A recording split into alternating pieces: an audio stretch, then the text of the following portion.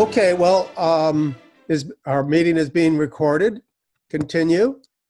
Okay, well, welcome to the Virtual Marxist Library. My name is Gene Rule, and I'm a member of the working group that puts these programs on.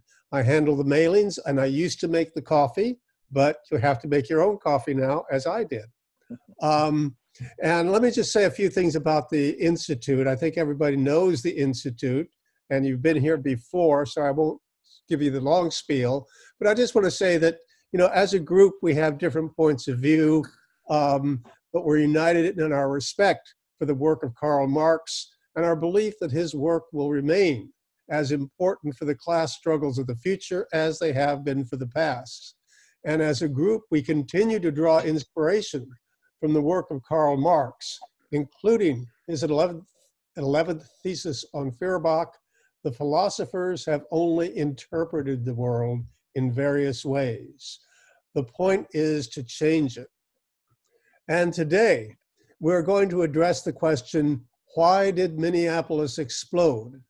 And we're very fortunate in having two comrades, Gerald Smith and Frank Runninghorse, who are co-founders of the Oscar Grant Committee Against Police Brutality and State Repression. And I've known both of them for about 10 or 15 years with our work in the Peace and Freedom Party. But I didn't really get to know them until I joined the Oscar Grant Committee about 5 years ago.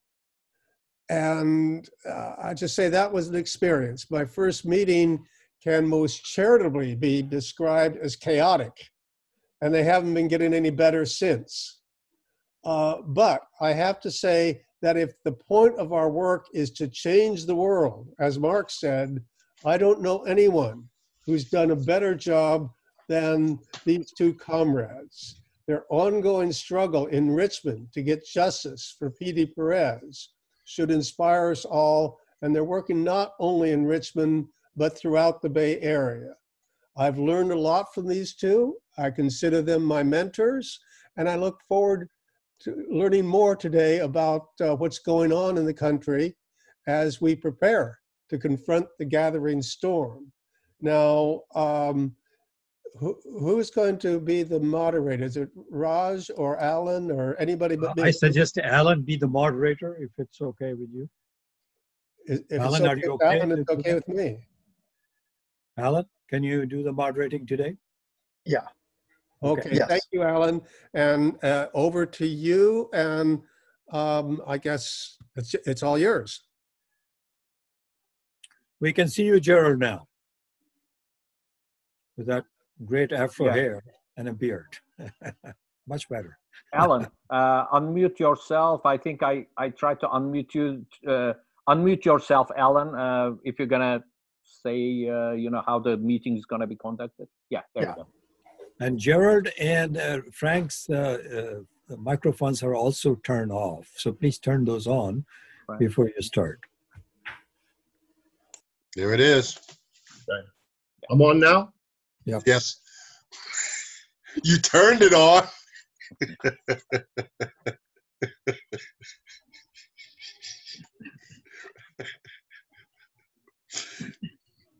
Okay, who's going first? Frank is supposed to go first. I think we have 20 minutes apiece. That's what we planned. Okay. Well, first of all, thank you very much for inviting us to this event, such as it is. And not the first time I spoke to your group. I've always appreciated coming in and talking to a bunch of intelligent people. So I also want to thank Gene for the very nice introduction. That was very gracious of you, Gene. So thank you. For those people who are tuned in for the first time, I just want to give a few minutes of who I am, so what my background is, so people can decide for themselves if I have any relevancy to the discussion. My name is Frank Runninghorse. I've been a social justice activist, an anti-racist activist, and a labor militant for over half a century, for over 50 years now. I've worked with Rosa Parks, Bobby Seale, Stokely Carmichael, political prisoner Larry Pinckney, and for over 30 years I've worked with my brother Gerald Sanders on so many projects I can't relate the number to right now. We don't always agree on everything. In fact, today we may even have some disagreements. But I have great respect for his courage and his ongoing struggle for Black liberation for the working class. So whatever disagreements we have, I want to put in that context. I've been arrested over 30 times for political activity, mostly for selling underground socialist newspapers on public sidewalks. And almost all the time I beat that. I've been incarcerated. I've been attacked by the Nazis when I was in jail, set up by the police. I was the one that wrote the motion to form the Oscar Grant Committee Against Police Brutality and State Repression over 10 years ago. So with that background, I've lived in Detroit, Michigan for a decade. I now live in Concord, California, integrated working class community. And I was born in East Oakland and lived in East Oakland for quite a few years. So I have some experience in various different types of communities. When I was in Detroit, I lived in the hillbilly community for a while and helped organize them against the Nazis when the Nazis tried to move in and organize them. So now I would like to give, Gerald has asked me to give a history of the Oscar Grant Committee that we are both members of, even though neither one of our remarks has been approved of or by the Oscar Grant Committee on this topic, but we're both active members of the Oscar Grant Committee, and we have our own opinions. So let me just read what we have on the back of our picket signs to give you an idea of what the Oscar Grant Committee is all about, our history. The Oscar Grant Committee was born out of struggle. On a rainy day, October 23rd, 2010, several thousand labor and community activists attended an historic protest and work stoppage at Frank Ogawa Plaza in Oakland, led by the longshoremen ILWU Local 10. We demanded justice for Oscar Grant and jail killer cops. After the protest, several dozen of the organizers and activists voted to create an ongoing organization to continue the struggle against police brutality and other forms of state repression. Since then, the Oscar Grant Committee has participated in hundreds of marches, rallies, and actions, often providing the picket signs, held many public forums and speakouts, helped build united fronts of like-minded groups. We have conducted on-the-ground investigations of police killings, participated in courtroom solidarity actions with victims and families, organized road trips to many areas outside of the Bay Area, Auburn, California, done work in Eureka, Vallejo, Stockton, Santa Cruz, all over the place, besides the Bay Area, okay? Organized road trips to support families in other California cities outside of Oakland. Oscar Grant Committee has worked with many families who have unjustly lost loved ones, such as Oscar Grant, Alan Bluford, Ken Harding, Raheem Brown, Martin Cotton, Mark Garcia, Andy Lopez, Guy Giroux, Derek Jones, James Rivera, Ernest Duenas, Petey Perez, Augie Gonzalez, and many, many more. With the support from organizations such as the Oscar Grant Committee, the victims and families, without support from organizations like the Oscar Grant Committee, victims and families are often left isolated and often confused and demoralized, facing a police cover-up and hostile investigation. So that's a thumbnail of our history. We participated in all kinds of activities, all kinds of marches, often, like I said, particularly working with the longshoremen on May Day and other issues that the longshoremen are concerned about, because we believe it's important to maintain a relationship between the freedom struggle, the anti-police brutality struggle, and the organized black workers and white workers that are represented by the longshoremen. Okay, our mission is we meet to organize ongoing working class resistance to police brutality and other forms of state repression, such as oppressive laws like the Patriot Act, Orwellian policies like National Security Agency spying and corporate-sponsored imperialist wars and other SCADs, state crimes against democracy, committed by covert operations such as COINTELPRO of the FBI and the CIA. We organize solidarity and political support to families that have been victimized by police brutality. And as they fight for justice through protest marches, rallies, court actions, public forums, and when possible, workplace actions. We demand the release of political prisoners such as Bumi Abdul-Bamal and Chelsea Manning, and victims of police frame-ups. We attempt to raise awareness of their cases. We organize against laws and policies that create obstacles and attempt to stifle workers trying to organize for justice on the job. We educate the public on the importance of often hidden history of the struggle against state repression with literature and public forums. We believe in the necessity of an ongoing multiracial movement organized democratically and building through a united front with others to achieve justice. Our two central slogans are: an injury to one is an injury to all, and without struggle, there is no justice. So things we've done are too numerous to list here. I know I have a limited amount of time, so I'd like to get on to some of the other things I wanted to talk about. Okay, so I wanted to bring up some of my thoughts on the recent upsurge in the struggle around police brutality. George Floyd, who was murdered brutally for all to see. We know the facts about him kneeling on his neck for 9 minutes, and sponsored the meme, "Enough is enough." Mass outpouring. See, these are good things.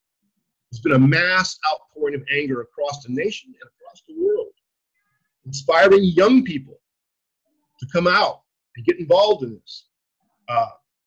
Unfortunately, some of the left and the Oscar Grant Committee are aging. We need young people to come up and take up the banner and take up the struggle. So that's a great thing. And this is all starting to cause a paradigm shift.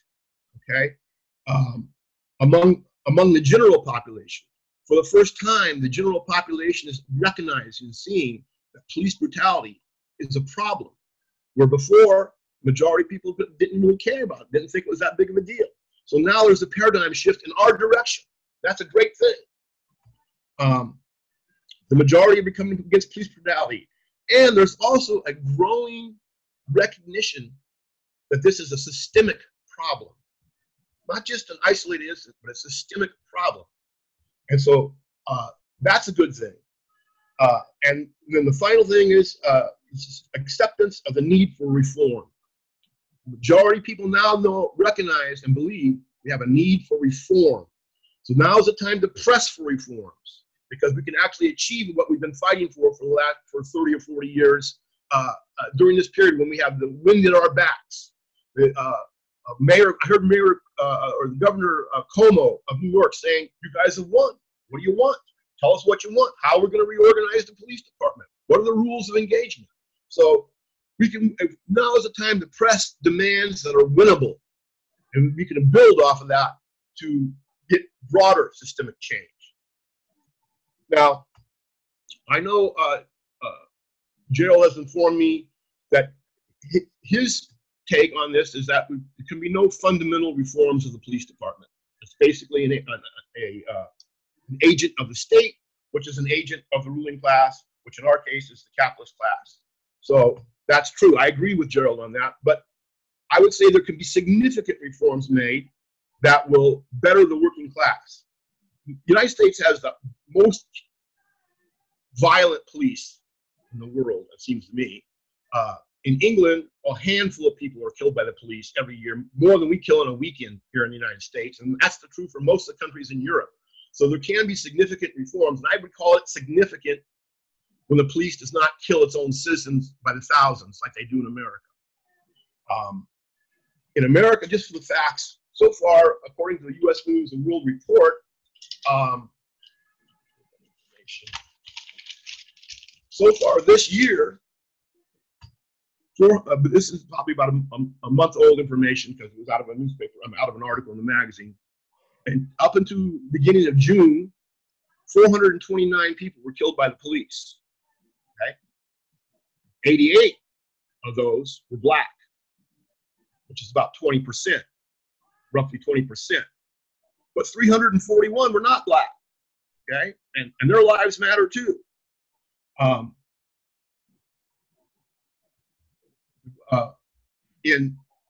Since 2015, there's been over 5,000 U.S. citizens or people killed by the United States police.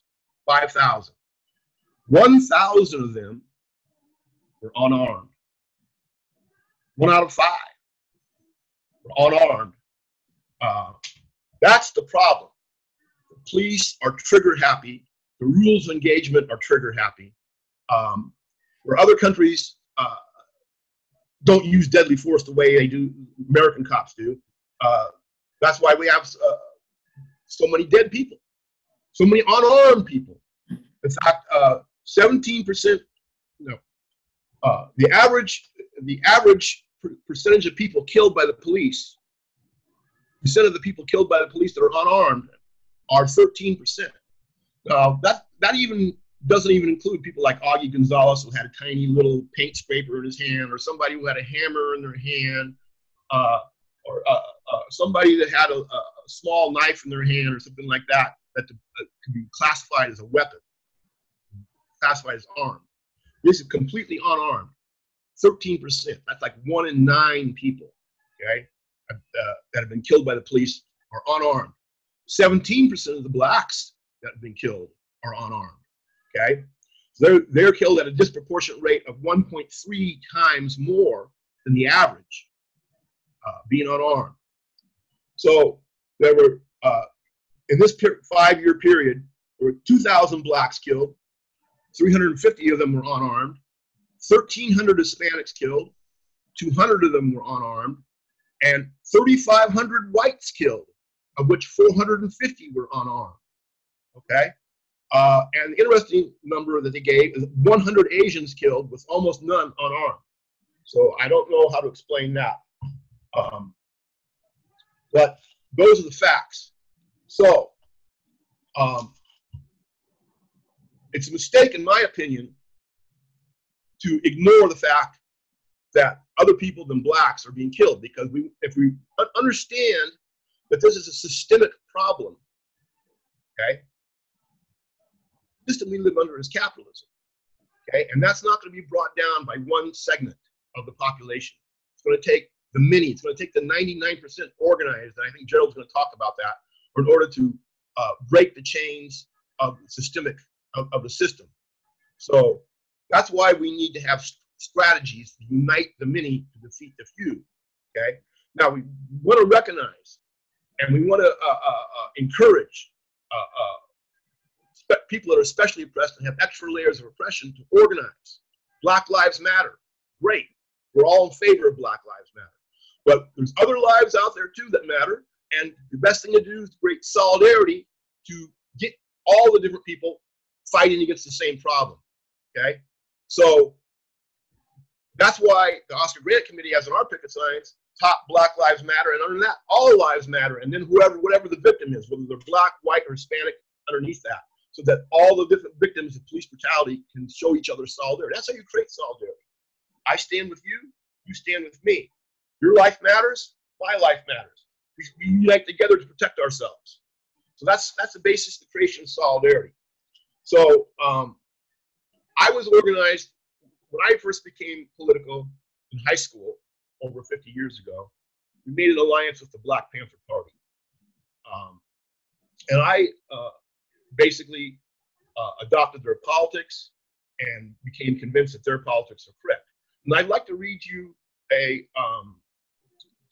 section of a book that influenced me growing up as a young person. It's called Seize the Time, but it was like the best book from the Black Panther Party, Seize the Time by Bobby Seale, its co-founder. And he says, this is from Seize the Time, those who want to obscure the struggle with ethnic differences are the ones who are aiding and maintaining the exploitation of the masses of people. Poor whites, blacks, browns, red Indians, poor Chinese, and Japanese, and workers at large. Racism and ethnic differences allow the power structure to exploit the masses of workers in this country because they are key by which they maintain their control. To divide and conquer them as is the objective of the power structure. It is the ruling class, the very small minority of a few avaricious, demagogic hogs and rats who control and infest the government. The ruling class and their running dogs, their lackeys, their bootlickers, their toms, their black racists, their cultural naturalists, they're all the running dogs of the ruling class. These are the ones who help maintain and aid the power structure by perpetuating the racist attitudes and using racism as a means to divide the people. It's really the small minority ruling class that's dominating, exploiting, and oppressing the working people and the laboring people.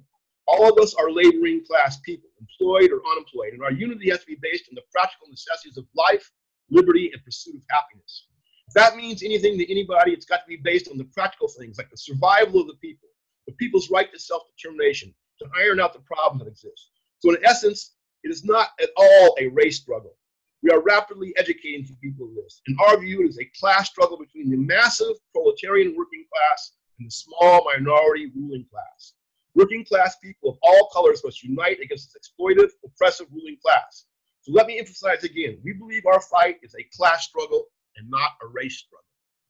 And that's the principle I've been operating off with the Panthers for all these years. And I think that is still appropriate, particularly now that we're realizing, or lots of people are realizing, that we have a systemic problem. In order to beat the systemic system, we need to unite the many to defeat the few. We need slogans and strategies that unite the many and defeat the few. Not ghettoize the struggle into various little segments and say, oh, you don't have help. If you're not in this segment, you can't say anything or contribute anything, or even maybe you're not even welcome. So that is my concern about some of the things I see. The other thing I want to point out is I don't think, this is my opinion, in my humble opinion, I don't think that the slogan defund the police is a good way to approach the problem, okay? Because it's so unpopular among the masses. Only 15% of the people support defunding the police, because most people in the working class, in the black community, and I've lived among the working class and the black community all my life, okay, think the police are there to protect them against criminals and make sure that when they get home from work, their house hasn't been broken into and all the stuff that they worked for all their life is gone. Okay? So that's why most people don't have a problem paying the police to do that job. What they don't want is trigger happy cops, racist cops, cops that get away with everything, cops that are above the law, cops that abuse their rights. They don't want police brutality. They don't want killer cops. But they do want cops. So if you put yourself in the 15% against the 85%, then that I think we should focus on other things that we could win rather than trying to. I think it's Pollyannish to think that in this, with all the antisocial elements up there, there doesn't need to be protection from them, that we can do away with cops. I think that's not going to fly. And if we get on that bandwagon, we're going to lose our opportunity to get the majority support we have right now to get some of the other things that we need pushed through. And here's what I'd like to give one example of what happened when I was in Detroit in the 1970s. In the 1970s, they had an economic crisis in Detroit, and they laid off 400 cops off the police department. Okay? Detroit is a majority black city, right? Was once the 5th largest city in America. It's not that big anymore. It's about 1/3 of the population. But anyway, what the cops did to protect themselves is they took weapons out and they put them in abandoned buildings, and they tipped off the gangs. There was about 1,000 gang members in Detroit. They had various names: the Black Killers, the Little Killers, the Arrow Flynn's. They were criminal gangs and thugs that the population of Detroit was afraid of. Okay, and the police knew that the population of Detroit was afraid of these gangs, and they portrayed themselves as the thin blue line. So when they got laid off, they went out and gave these gangs a bunch of guns to create mayhem, and the gangs went on crime sprees, and that caused a demand among the black population of Detroit to bring the laid off cops back and cut social services to pay for it. So, in particular, in working class communities and poorer working class communities where crime rates are high, the average workers are somewhat sympathetic to the police if they're not sympathetic to police brutality. So right now, I believe, and Donald Trump is around 35, 38% support, says, but defunding the police is less than half of him. If you want to make Donald Trump popular, push for that demand, and Donald Trump will then champion the working class's right to be safe against criminals and win more support. So I don't think that's a good strategy. Here's what I think is a good strategy. Bernie Sanders has issued a call for the Senate to act now to address systemic racism. And he's made a list of 10 demands, which he's asking people to support and get behind. And here are the demands. 1, every killer cop should be held accountable and punished, including the ones that stand by and watch and don't do nothing. Okay? 2, the Department of Justice must investigate every cop killing in police custody or jurisdiction. 3, the police must racially reflect the community they patrol. You should not have an outside occupying force of white racist cops patrolling black communities. So it should be racially representative of the communities they patrol. Okay? 4, demilitarize the police. This is one of the demands of the Oscar Grant Committee we've had on our picket signs for a long time. We don't need armies. We need protectors. We need peace officers, not cops, militarized police force. Okay? 5, abolish qualified immunity. Cops should be able to be held civilly liable for their crimes and misdeeds.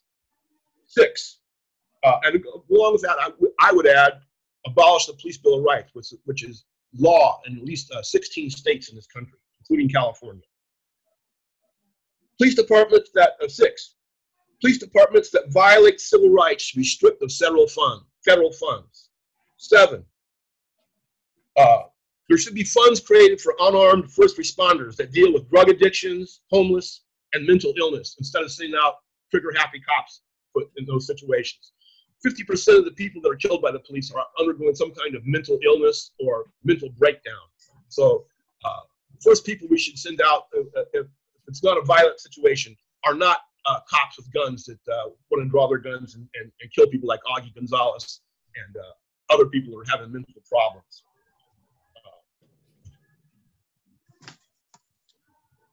8, police records and public should be, all police records should be made public, and bad cops should be out of the police department and should not be allowed to transfer into other police departments. Move 2 cities down the road and transfer into other departments. That's demand number 8. Demand number 9 is no federal grants unless there are police, civilian police review accountability boards, okay, like they have in some cities, that have the ability to report and call for investigations, for federal investigations into police misconduct. So cut the money. There's a case where we can defund the money if they don't follow the reform. And this is what Bernie Sanders is fighting for. And the last one, number 10, is ban the use of rubber bullets, tear gas, and pepper spray on protesters, on peaceful protesters. Ban also the facial recognition, public facial recognition programs. So those are the 10 things. I think these are all winnable right now on this atmosphere if we focus on these. So I think this is what we should be calling for to move the struggle forward. That's my personal opinion. We haven't talked about it in the Oscar Grant Committee. Gerald may have a different opinion on it than this. That's okay. We often have different opinions in the Oscar Grant Committee before we take a vote, and then we move on what we decide to do. So this is part of the public discussion. I think I'm done with my presentation. Thank you very much for hearing me, and I'll be glad to take any questions later on when the appropriate time. Thank you. Alan? Yeah, we're going to do Gerald first, right? Yeah. No, second. Second. I mean second, before the Q&A. Yeah. Yes. Okay. Go ahead, Gerald. Okay, let me, always, we have to respect the time, because the comrade respected his time and I want to respect mine. So just excuse me before I start. There we go. Okay. First of all, I am proud to be a member of the Oscar Grant Committee and have consciously cultivated a culture of understanding that no 2 people, let alone 50, are going to have the exact same idea at any one time. The whole question of political difference of opinion has to be engineered into a healthy working class organization. It is only, it is a sickness, to be honest with you. The idea that any entire organization is ever going to be unanimous on any social or political question. So for instance, not only do Frank, Runninghorse and I have differences of opinion occasionally, we do, and as we should, but we have people that are Republicans that are members of the Oscar Grant Committee. But guess what they agree on? We all agree on the struggle against police brutality and police terror and murder in our communities. And because of that, we have successfully recruited entire families to the Oscar Grant Committee and will continue to do that. So obviously, the Oscar Grant Committee does not consider itself a scientific socialist organization, but I am. And I look at it through the lens of scientific socialism. So I'm gonna have to, run a little bit of school right here. We're gonna have to have some education because people are confused. Most people. And that's okay. That's no problem because we're here to provide enlightenment. I say, and I insist, and I can prove and will prove that the capitalist police cannot fundamentally be reformed. Well, what do you mean by that, Gerald? Why not? Oh, don't we wish they could? Yeah, we can wish until the cows come in. The police cannot, I insist, be fundamentally reformed. Why not? Because the cops are a core component of the capitalist repressive apparatus. And as such, they cannot be reformed unless you believe the social democratic chimera that we can vote socialism in. Let's just vote it in. Oh, we don't have to have any violence at all. No, I happen to think that my mentor, Lenin, was fundamentally correct. You cannot reform the capitalist state, and the police are a core component of that state. Now, does that mean that there cannot be any democratic reforms or changes in police procedure or policy that is in the interest of the working class? Of course there can be, but this is from intellectual sloppiness. In other words, let us take something very simple, okay? See, I'm going to say it again. As long as the 1% remains the ruling class in society, they need their state. It's not our state. It's not our country. As early as the Communist Manifesto, Karl Marx made that clear. We cannot take from the workers what they don't have. We don't have a country. We don't have a state yet, okay? We will one day. The point is that as long as the 1% remain the ruling class in society, they need their state to maintain gross inequality, to contain all movements against economic exploitation, like strikes, demos, boycotts, sit-ins, occupations. They need their state to ignore the legitimate demands of the oppressed. So let me give you an example about women. It is known that today, right today, this is why that Me Too misunderstanding is so popular. Right today, the police, if someone gets raped, where do they go? They're supposed to go to the police. And then what do? You're supposed to explain what happens. You're given a rape kit. 100,000 rape kits have not even been turned over to the labs. which shows you how absolutely incompetent and ineffectual the police really are. Demanding that they do their job is not a reform. That's just them doing their job. Also, we see the criminalization of homelessness. We didn't see this before. What happened? Well, today, homelessness is the whip that the capitalist class, one of the devices and the whips they use to keep the working class in line. Why? Why was it not this way 50 years ago?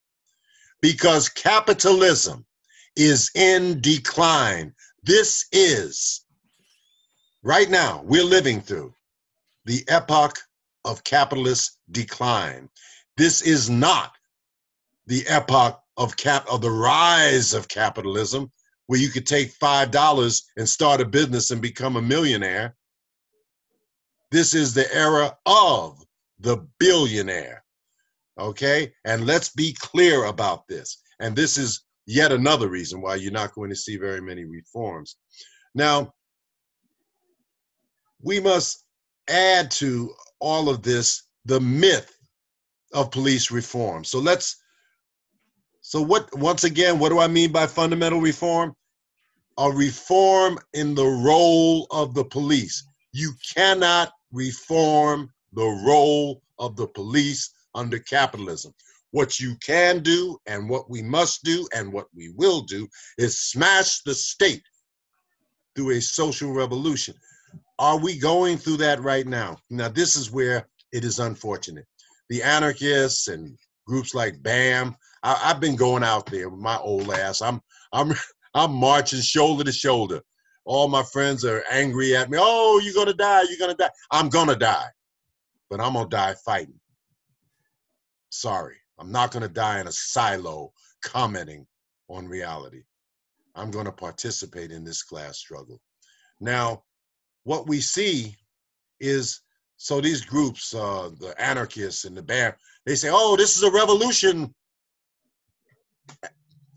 I think they're too uncultured and stupid, maybe too cynical to tell the truth about this. This is not a revolution, and the reason that it's not is the following. According to my mentor, and that is Lenin, there are certain criterias that come into play when there is an actual revolution. Number one, the ruling class has to be split and unsure of itself.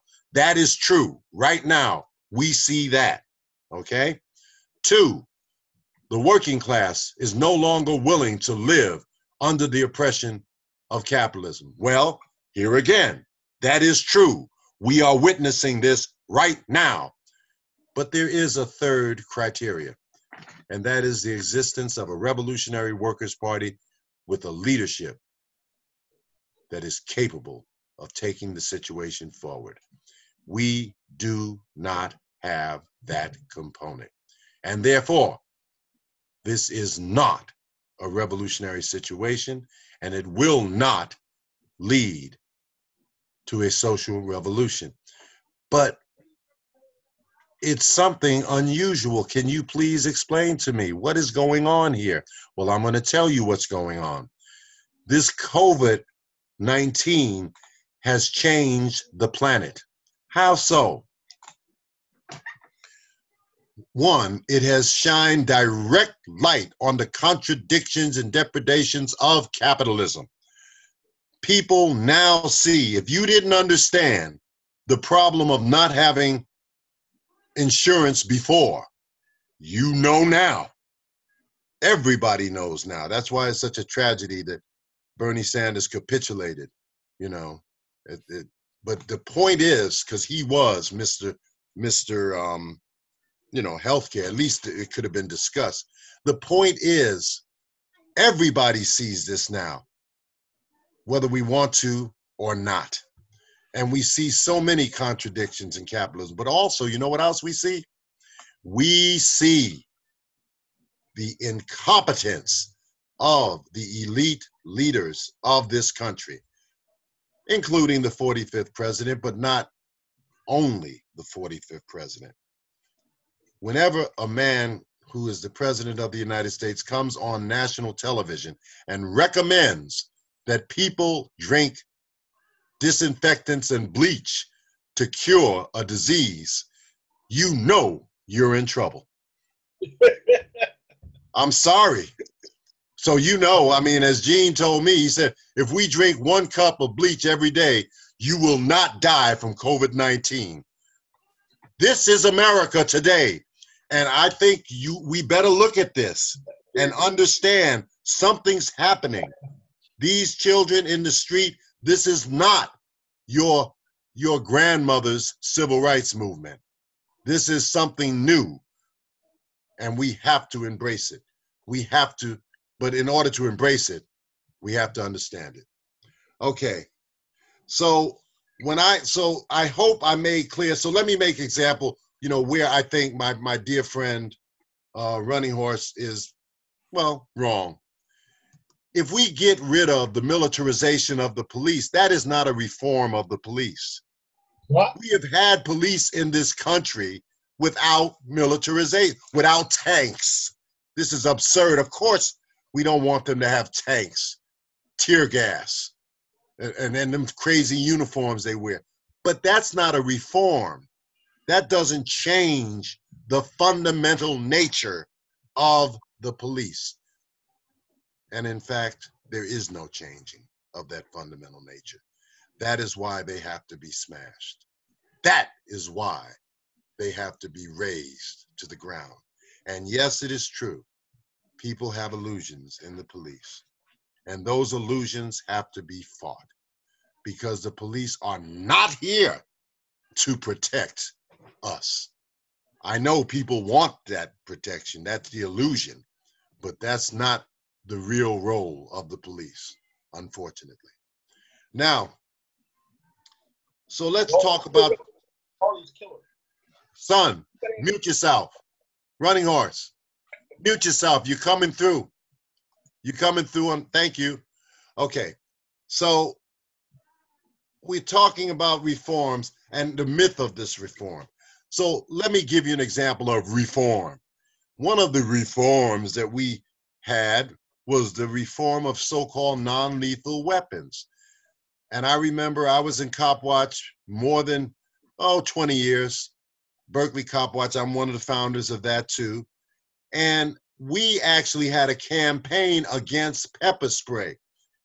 And at the time that Andrea recommended it, I didn't see it, to be honest. But you know what? We have to learn to criticize ourselves, because I learned in the process.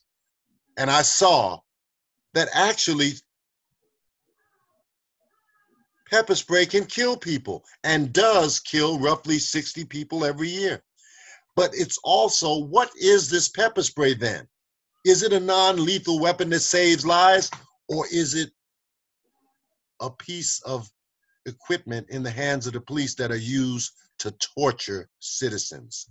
I believe it is the latter. Okay? And we have seen it. I hope you saw this thing. They have a program called Democracy Now! The journalist was on the ground, and this pig, and that's right, that's what they are, pigs, is walking past this journalist who was on the ground. And just because he could, he just took this huge thing of pepper spray and just put a little squirt right in the face of this journalist who is on the ground. Now, the man is on the ground. He wasn't even, this pig wasn't even really attending to it. He just gratuitously just gave him a little squirt, just because he could. Raise them to the ground. So the fact that they will be stripped of those weapons is not a reform. And they will be stripped of those weapons eventually. There's nothing more antisocial than tear gas. Tear gas affects the entire community, including my grandma, who's upstairs minding her business and might be killed because of the inflammation of her lungs.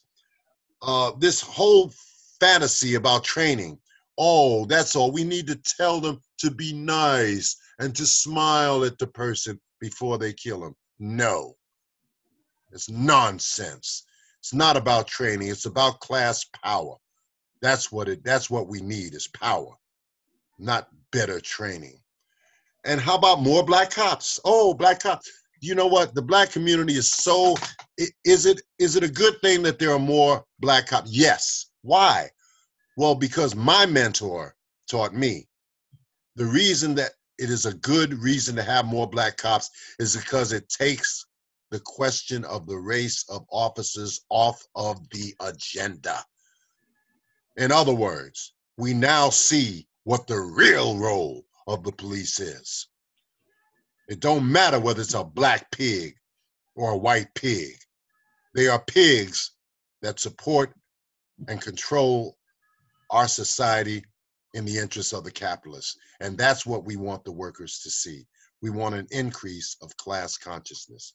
Okay, and finally, you know, the community policing, I could just say one of the Perez family, when we came to I can never forget, we went to a television program and Julie had a sign and her sign said, "Community policing killed my son."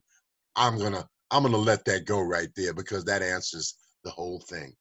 So this idea that you're going to reform, no, you cannot reform the police. Yes, there are democratic demands that need to be recognized. And yes, I agree with my brother. I wish I was in Sweden, but I'm not in Sweden. I'm here in the United States. And you want to know something? This capitalism is particularly vicious towards black people. It was created that way. It is called racial capitalism. And it started off with slave catchers. And these pigs today are the children of those slave catchers. Okay, now myself, my experience in terms of, you know, riots, stuff like that, starts Harlem 1964. And in that situation, July 16th to the 22nd, James Powell, a 15-year-old young black man, was murdered by Lieutenant Thomas Gilligan. And I would never harm my society. But there was a lot of killing and burning and looting. And you know what? I had a talk with my dad because I'm from the NAACP. I was in the NAACP at the time. And I says, "Dad, you know, okay, I know we had to riot, but did we have to tear shit up? Did we have to break the windows? Did we?" And my father said, "What are you talking that we shit? That's not ours. None of it is ours." And once again, the beginning of awakening and class consciousness from the observation and participation. And I tell you, there's nothing like watching the police run for their lives that changes your attitude towards them. Harlem 1964 made me politically mature.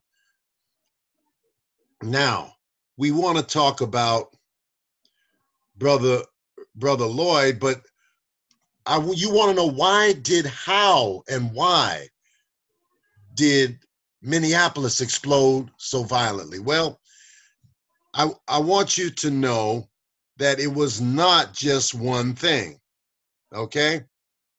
First of all, we have to realize, what do we have in this society? Everybody, I don't care how poor you are, everybody has a cell phone. I noticed, you know, I don't know, you know, everybody has a cell phone. And that's a good thing, I noticed. Because those children get on that cell phone and they talk and they looking at the internet and they are learning and they talk to each other and they say, "Did you see this? Did you check this?" So international affairs and all that happens in this country affects all of our young people and the young people in Minneapolis too. They're seeing things like, you know, police murder nationally. So we understand that the incident that occurred on the 26th hauntingly and unbearably recalled the murder of Eric Gardner. But remember, on July 17th, 2014, there was a reaction. This is the fire next time, and the next time it will be even greater. These are not just demonstrations. I think we should at least see them as what they are. This is, in fact, an upsurge, a leaderless upsurge. And I think it's good. But so first we understand why Minneapolis? What happened in Minneapolis? Well, you know that in Minneapolis, Jamar Clark was killed in 2015. I want to describe that very quickly so you understand what happened and why it helped. This is a question of something turning into a quantitative resistance into a qualitative explosion. Jamar Clark is killed November 15th, 2015. But Jamar Clark was handcuffed. How do you kill somebody when they're handcuffed on the ground? If you are a sick racist, you shoot them while they are handcuffed. This is why I try to teach, and I get resistance from some would-be, activists. There is a genocidal thrust in the racist oppression of Black people. Now, if you didn't know it before, I can understand the ignorance. But you tell me what you saw when that pig put his knee on George Floyd's neck and kept it there for 9 minutes. That is what Black people mean when we say these pigs have a genocidal thrust. There's a genocidal thrust in their hatred towards us. He took that man's life consciously. But before that, Jamar Clark shooting a man that is handcuffed on the ground. So what happened? This is such a gross thing that the NAACP joined with Black Lives Matter, and they set up an occupation in front of precinct number 4 in Minneapolis. People saw this. This was 2015. So what happened? Well, the cops and the Klan go hand in hand. Hold on one second. I request 5 minutes to just finish this off because I think keep going. Okay. So what happens in this situation? The NAACP, yes, the National Association for the Advancement of Colored People joined with Black Lives Matter, and they set up an occupation in front of the goddamn pig station, precinct number 4. So what do the pigs do? They send the fascists in to stage a provocation against these children, against my children, against our children. The fascists come in, and fortunately, the young Black men did not allow them into the occupation. They said, you're armed, we're not gonna have any guns inside this occupation, and pushed these fascists back approximately, about a block, about a city block, at which point the fascists opened fire and shot 5 of these young Black people. 5 of them. Now, what happened? Let's follow through on this, because this is blatant shit. The pigs got the fascists to attack Black people and shot them and refused to arrest the fascists. Yes.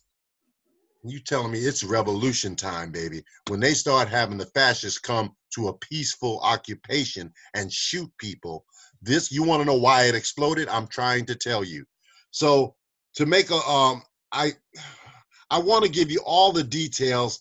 It went back and forth, but eventually, only one of the fascists actually was given any substantial time. He was given 15 years, but the other one was given 8 months, and the other 2 were not even charged.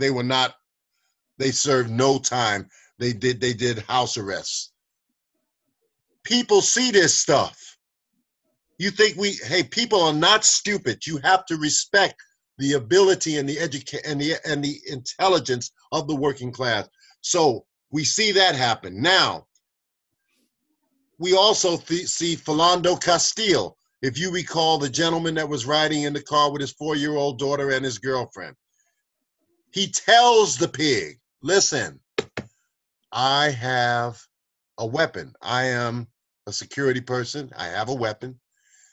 The pig, that genocidal impulse just takes over. He didn't have the weapon pointing at the pig. He just didn't want the pig to be surprised if he opened the glove compartment and the gun fell out. He just was informing the pig, the pig shot him for nothing. Not prosecuted. Yeah, we're going to reform that. Let me tell you something. Not prosecuted. Also, the other case of Justin Diamond, I thought that was interesting, right? This is the woman that called the police because she thought she heard some voices in the alleyway. She comes out when she hears a police car, and the pig panics, this time a black pig. A pig is a pig is a pig from my perspective. The black pig shoots the woman through the window of the car.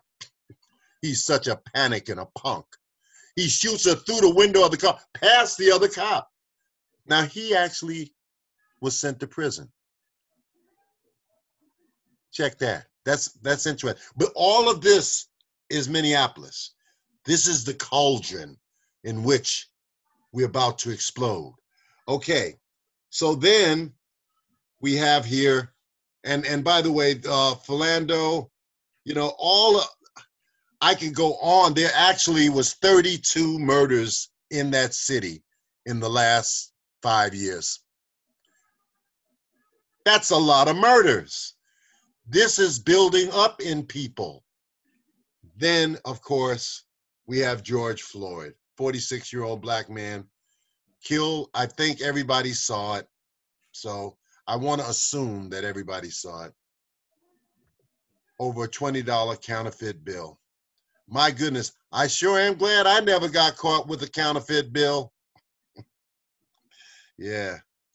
So all of this, I don't have to go over the George Floyd. You know what that looked like if you saw it. And if you didn't see it, please see it one time so you understand my emotion here. When I say genocidal impulse, what do I mean? Look at that video and you see it. It was so nonchalant, just taking a life. What the hell? You know, shoot these mother.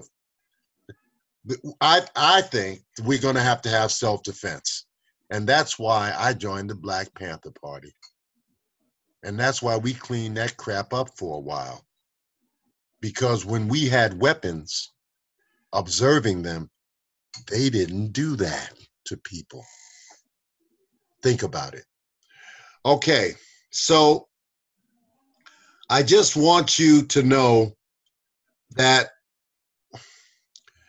class-conscious workers and defenders of democratic rights should respond to this police murder by fighting for mass workers.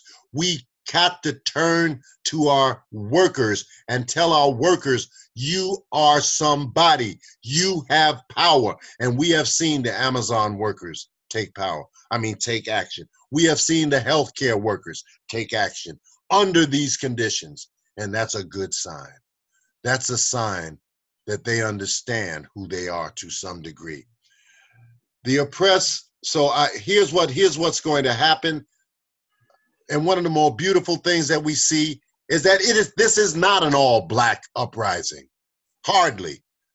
The majority of the people in every tape I've seen have been white people, including here in Oakland, consciously fighting for Black liberation. This is a good thing. This is a step in the right direction. Believe me, this is what we fight for. And by the way, and I want you to know, let's not play with this. Me and Runninghorse are totally together on this question of integrated class struggle. because that's the only way. The black community is not going to defeat the police and smash the state by themselves. This is an effort for the entire working class. Now, the oppressed, we want to shut down as much as we can, and that takes labor. This means breaking with the Democrats and all capitalist parties and politicians. And a step in that direction is the following. Please, now hear this. On June the 19th, the longshoremen will shut down all ports on the west coast of the United States in the name of George Floyd. Please join us. Find out more about this. This is the power of labor. This is what the Oscar Grant Committee, this is where we are different from APTP, you know, Black Lives Matter. We have a class perspective, and we understand on the basis of labor, we can change this world. So I just want you to also know, though, that this Democratic stuff is getting kind of serious because they got old Sleepy Joe running against, Trump. Oh boy, what a choice. What a choice. Well, you know what? Old Sleepy Joe Biden, right after Rodney King was beat almost to death, Joe Biden was in the Senate and he actually wrote and shepherded through Congress something called the Police Officers' Bill of Rights. And if you are involved in supporting these families, we want to know what the name of the officer was. Oh, what do you mean we can't have the information? Police Officer Bill of Rights. What? The Police Officer Bill of Rights protects murderers? Indeed it does. Runninghorse can tell you, we had to go to lobby in Sacramento because we're flexible. Yes, we want to be based on labor, but we fought for the change in laws that allow families to know who murdered their loved ones. And in fact, I think it's called 1421 is the Senate bill in California that passed and that changed, that made it possible. And we demonstrated for that on more than one occasion. The Oscar Grant Committee tries to deal with all of the manifestations of police brutality, legal, physical, the family, and it's hard work, but it is rewarding. Let us continue and just say this. So we definitely think you need to know that old Sleepy Joe Biden was responsible in helping with the crime bill, and thus not only the police review, the Police Bill of Rights, but also the mass incarceration of America. That's him, the crime bill. And eventually, we just want you to know this law, this pro-cop law needs to be repealed. Okay, so yes. And if the pro-cop law, the Police Officers Bill of Rights is repealed, that's not a reform. That's just a democratic victory against a draconian law. Let's be clear what we're talking about. Yes, I said it. So let's go on. In almost every big city in the United States, we have Democratic Party mayors, and they are the bosses of these killer cops, of these racists. It is urgently necessary to build a revolutionary workers' party for the inescapable fact that justice for George Floyd and all those killed by this racist system can only be achieved by a socialist revolution, which alone can bring down the murderous capitalist state, open the way to Black freedom and liberation for all of the oppressed and the exploited. And I want to thank y'all for listening. Thank you, Gerald. Mm-hmm. Let's open it up for Q&A. Did you want to say anything first, Gene? Let me just make, I can't help myself, given the fact that we are in the Marxist library, to remind you what Marx said in chapter 8 of Capital. Labor cannot emancipate itself in the white skin or the black skin it is branded. And we're seeing that play out here very well. I really thank Gerald and Runninghorse for setting out these issues so clearly for us. So I think that's wonderful.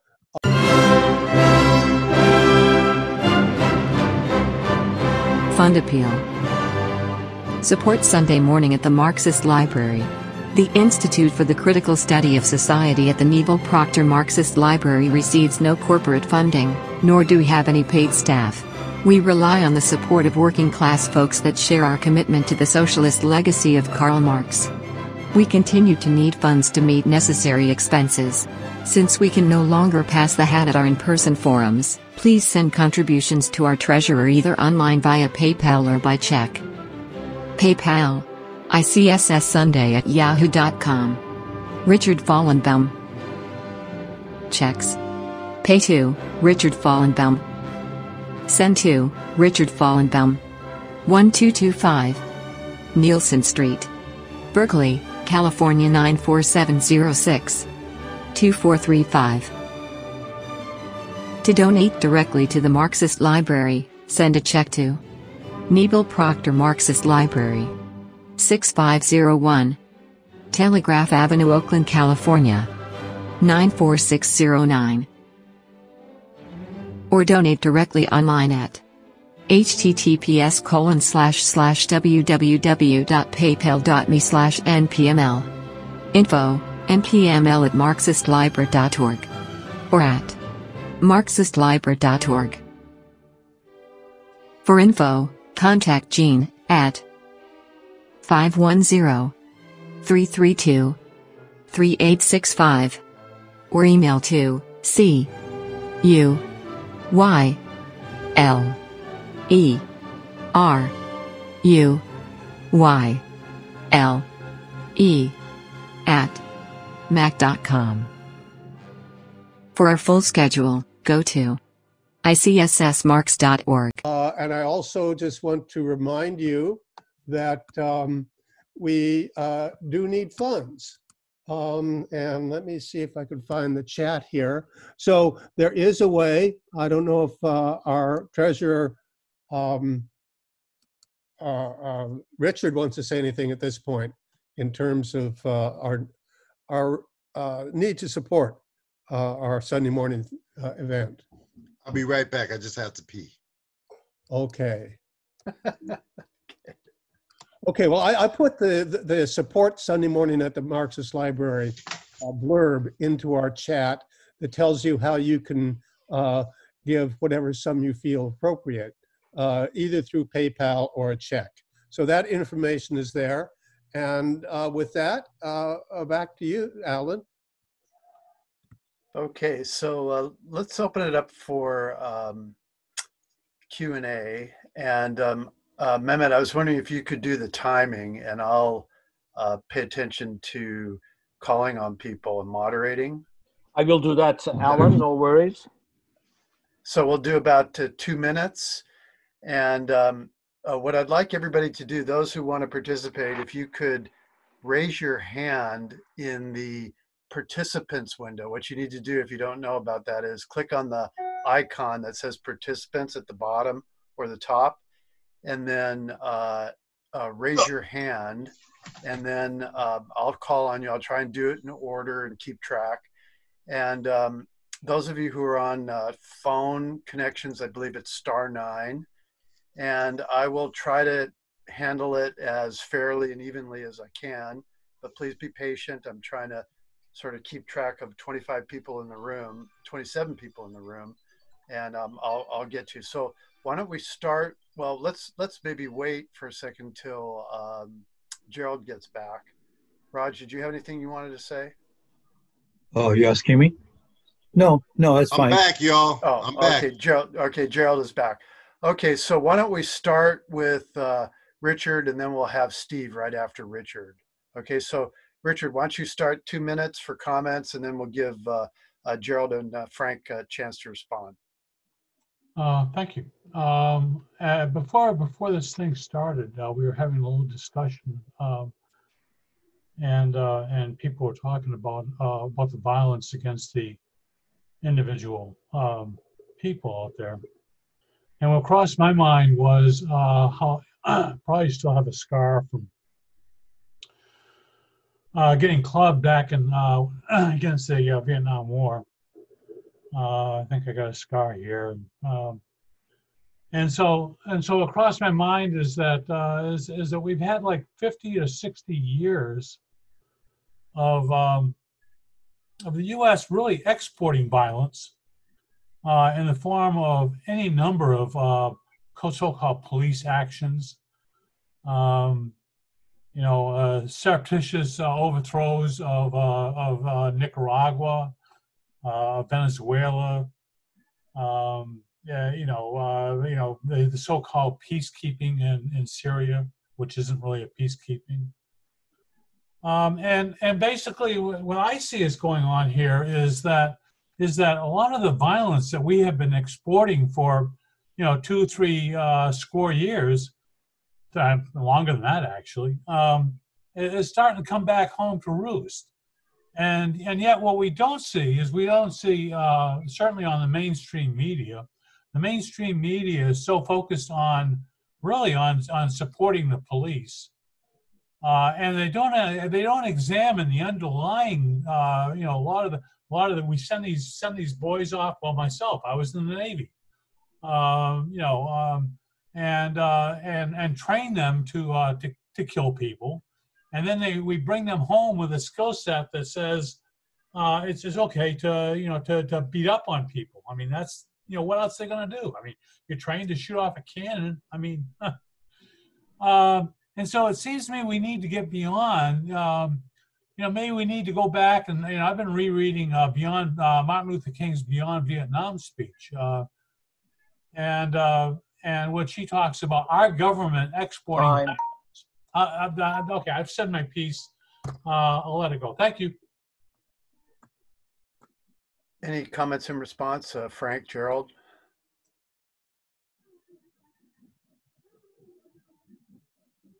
Frank, you have to unmute. No, brother made sense. Frank, if you want to say anything, you have to unmute. There you go.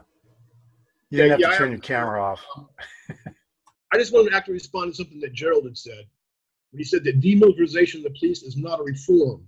No, it's not. You okay, just saying that. Hey, I'm talking now, so you can have your say, okay? All right. I think that Gerald's problem is not with me, it's with the English language.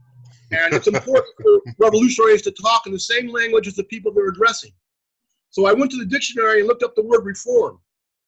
It says, to amend or improve by change of form or to remove a fault or abuses. So demilitarizing the police certainly is a reform because it's removing an abuse. So it also says to put an end to an evil by introducing or enforcing a better method or course of action.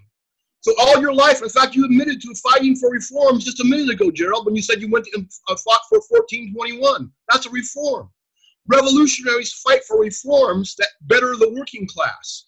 And when the government or the system cannot provide those reforms, then we say our only recourse to get them is revolution. That doesn't mean we don't fight for reforms. It doesn't mean sometimes we can't get reforms. Every time a worker gets $1 more in wages, that's a reform. So we constantly get reforms.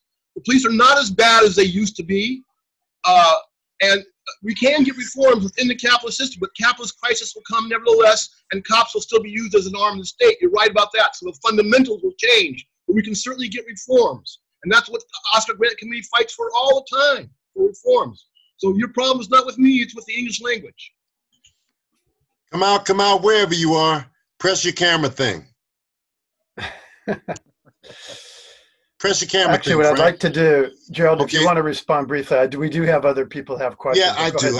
I unfortunately, the volume with which you retort does not give veracity to your claim.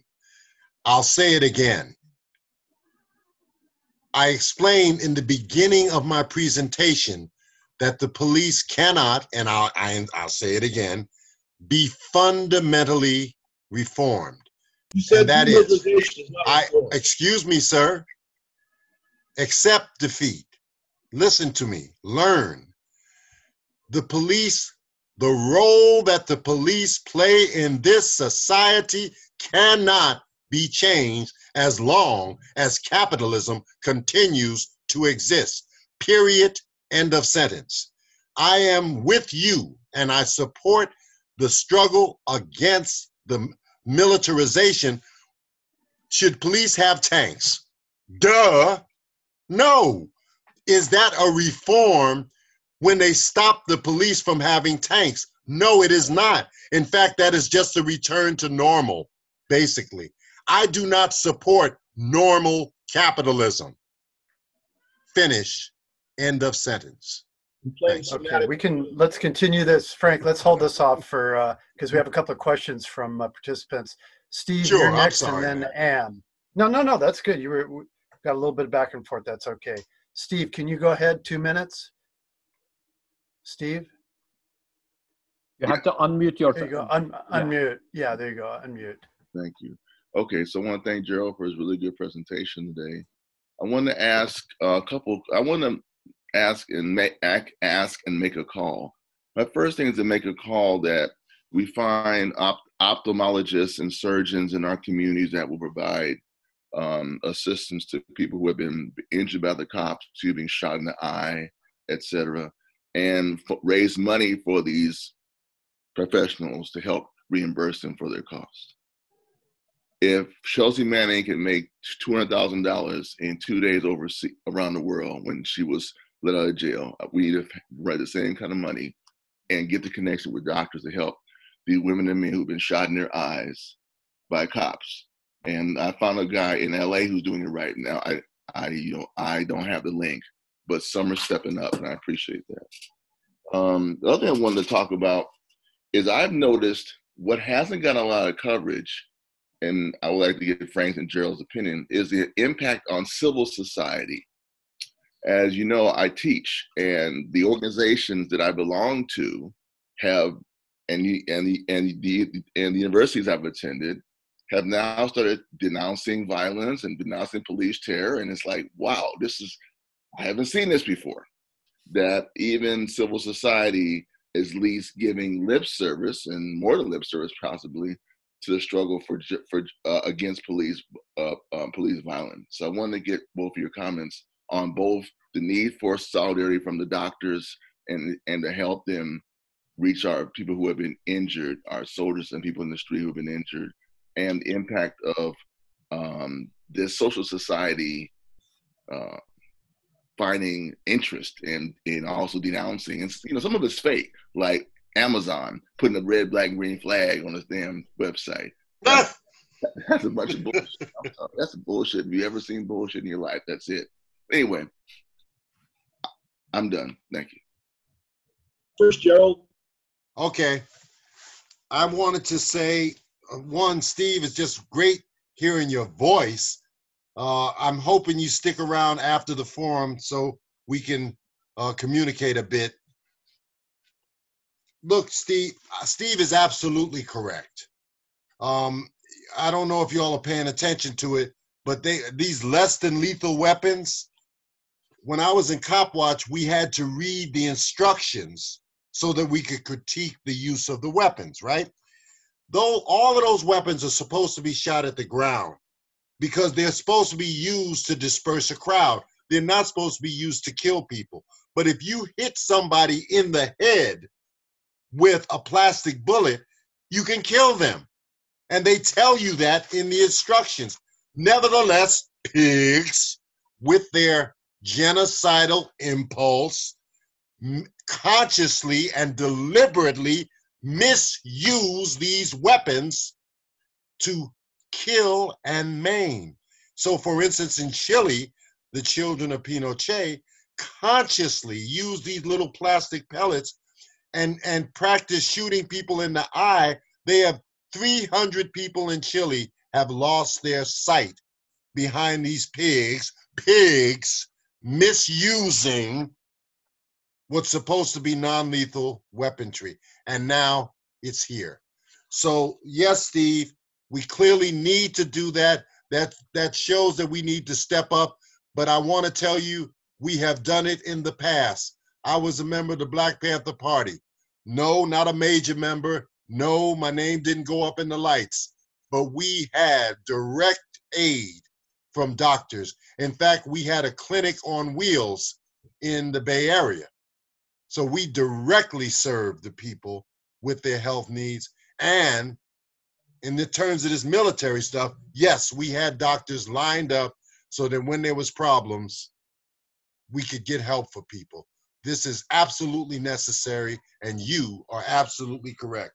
On this co-optation thing, that's a whole different argument. I think Runninghorse can deal with that. Go ahead, Horse. Okay, thank you for your comment, Steve. I don't know too much about the doctor. It sounds like you're far more up on that information than me. I think your other question was about civil society, which, correct me if I'm wrong, but my understanding, civil society means people and civilians. And right now, it seems like civil society is swinging to our position after years and years of struggle because of this wave of activism. The majority of people are now recognizing police brutality as a problem and are willing to do something about it. And so change is in the air. So I think the question now before us is what kind of change should we push for that we can achieve besides just for propaganda purposes. So I think we have a great opportunity now. Done. Okay, I'd actually, anybody who wants to ask a question or make a comment, please raise your hand. You can do it from the participants window. Next up is Anne, and I'm going to unmute you, Anne. Okay. Whoops, she's there. There you go. I did it. Thanks. Okay, great, thanks. And if others have questions, please raise your hand. Go ahead. By the way, I unfortunately am teaching with this crap. It's really, truly awful.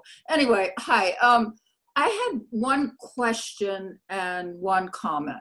And I'm calling from Texas and Austin. And we not only had uprising here, but we also had really severe injuries and a kind of a police riot with 2 people still in the hospital with fractured skulls and permanent brain damage, plus a woman shot in the abdomen, a Black woman shot in the abdomen, plus firing on medics who were trying to help those people. So we had a real ugly scene here, which is not getting a whole lot of press. But my 2 questions are, one, I'm so excited to see the longshoremen walking out on Juneteenth. I think that's fantastic. I wanted to know what are the demands? What are the demands? Because it's symbolic, I agree, but I want to know what the demands are. And second of all, you know, we talk a lot about the victims, but we're about to see massive repression. I'm convinced of that. We're already seeing repression. We're already seeing the FBI in Austin going after investigating protesters. Some of those are, you know, fairly fringe elements, but I really don't care. I think the repression is going to hit all of us. So I want to know, what are we going to do to defend the rights of protesters? Who's, you know, is graffiti a crime, you know? You know, I mean, what are we going to do? Is shutting down a public highway a felony? I mean, you know, it's like, what are we going to do? When we think about defending victims and fundraisers for victims, what are we going to do about the people that are protesting who might be, in some sense of the word, violent? If others have comments too on the repression question, that'd be great. Gerald, do you want to go ahead? No, I would rather other people speak and then Runninghorse and then me. Because I definitely are there others who have comments or questions? Yeah, actually, Anne's raising some good points about repression.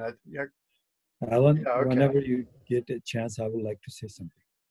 Go right ahead. You go ahead. Okay. Jump in. So this question is directed at Gerald. Gerald, I agree with you. The condition right now, people want to rise against the system. I mean, they clearly are seeing the nature of the state. And yet, the third thing that you mentioned, a party to lead this movement is absent. But there are communist parties. So what would it take, in your opinion, to have that party? I mean, in other words, what's missing from the communist parties? And I don't mean to criticize individually any, but in general, what would have to happen for workers and others to recognize here's an organization that's fighting for us effectively and can get behind it? Wow.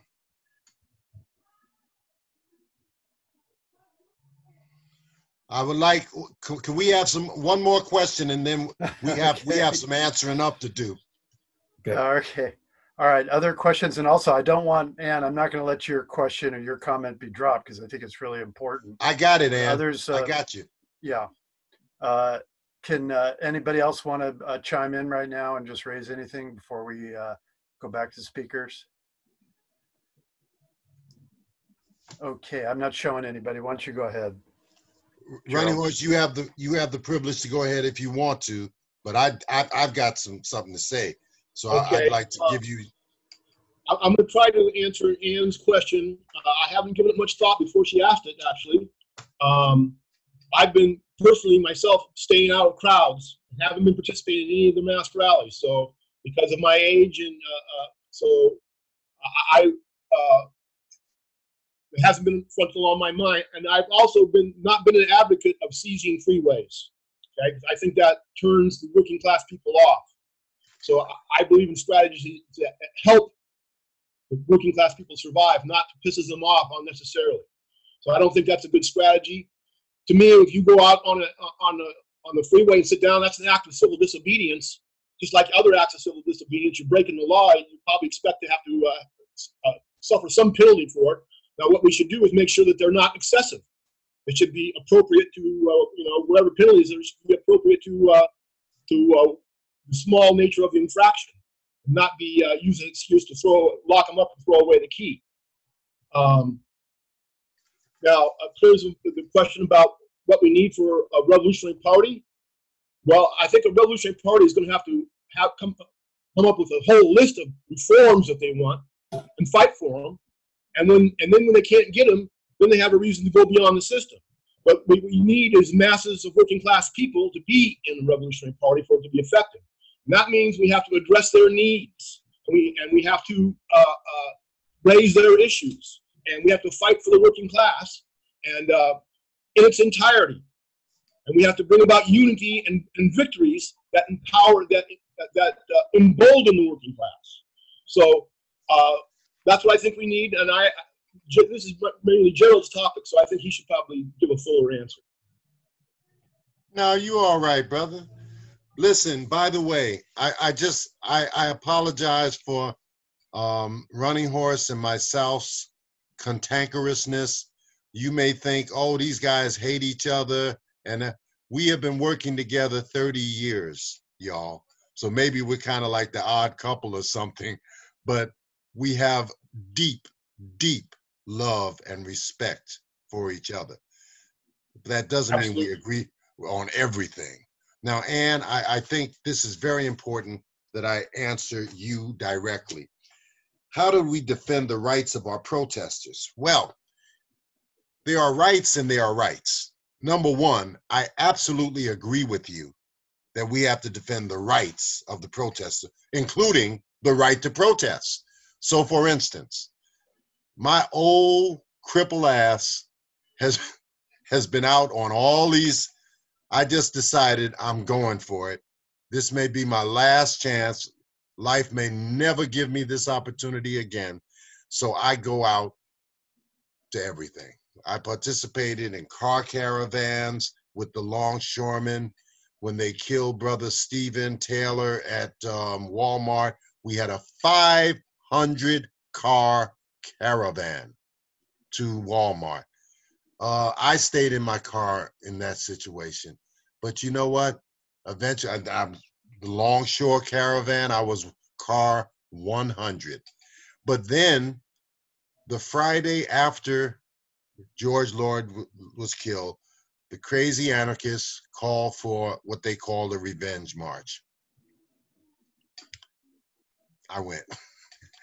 And this was a march, and I must be honest, there was no consistent social distancing. I think we should not tell young people not to fight.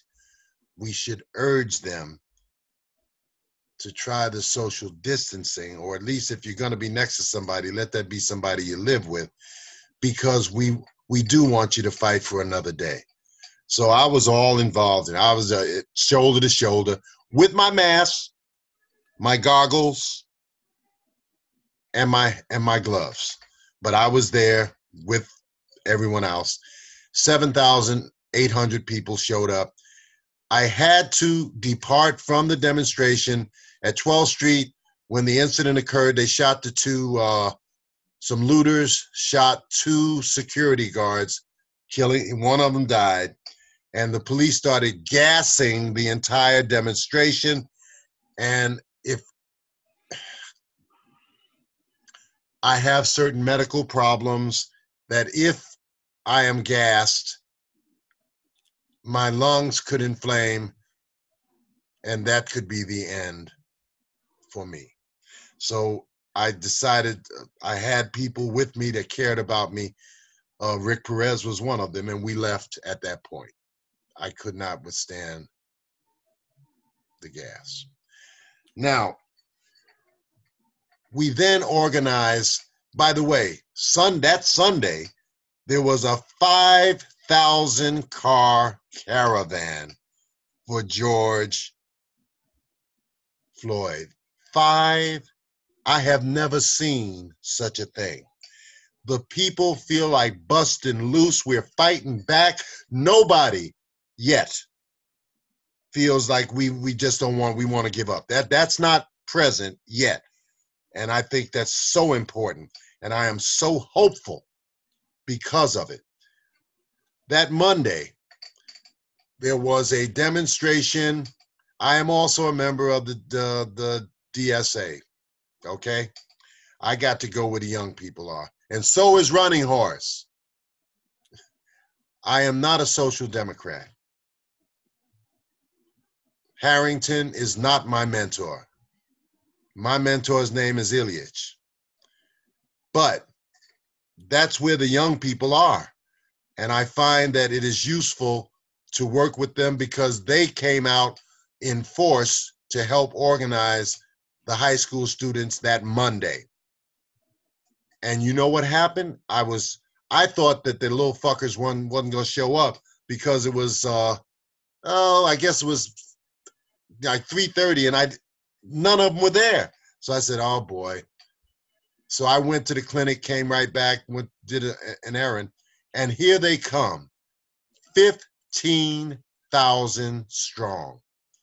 The Oscar Grant Committee ran the sound truck. The DSA helped the young people and, helped organize it. 15,000 strong. I have never seen a high school march that powerful in my life, and I've been around. So when we got downtown, what happens? They gas the children. They gas the children. And we said, that's enough of this bullshit. So we decided to resist the curfew. And that meant that we decided to show up Thursday at 8 o'clock and sit down at 14th and Broadway. To hell with the consequences. I figured I was going to be gassed and beaten. Maybe, that might be it for me. 7,000 people showed up. 7,000 people showed up. And we successfully defied the sheriff's curfew. this was a powerful moment. I think it's gotten by most people because, you know, the anarchists have certain weaknesses and don't understand the importance of sharing information, you know. But this was something that was a conscious act of defiance against the sheriff of Alameda County. So now, see, I'm going right into. So how do we defend this? Because clearly, I should be honest. I've been naughty a couple other times. I've been at least 2 other demonstrations, and then when I got sick Thursday, my close friends and relations panicked and thought I had the corona. And oh boy, they tried to kidnap me and take me to the emergency ward. It was a mess. But I don't have it. I know I don't have it, okay? Because when you have it, you get worse. You don't just wake up I woke up, you know, after I took all the medicine they gave me, full of sweat, but I'm still alive. I ain't dead yet. And I plan to stick around. Now, to answer, like to speak with this thing, how do we keep this? How do we defend their rights? Well, my brother, by the way, was a graffiti artist. Rem 311 was his tag, okay? So I was forced to develop some understanding as to why people do that. Because I'm from New York, you know? New York, oh man, you'd be against graffiti if you in New York on a subway and just every inch of the subway is tagged. It's just but my brother, I was forced to try to come to terms with it. It is a form of art and is one of the 3 legs of hip hop: graffiti, breakdancing, and rap. That is modern Black culture, hip hop. So I started to learn about this from my brother. And actually, for a period, graffiti was adored in New York and was actually made it into the galleries, my brother's work included, okay? But I tend to be, here's the point. We have to bring up what is antisocial behavior. As people, pioneers of the new society, which I consider myself to be, we should teach our young people we can't have an antisocial revolution. The revolution will be social or it will not occur. So we have to be careful with this property destruction.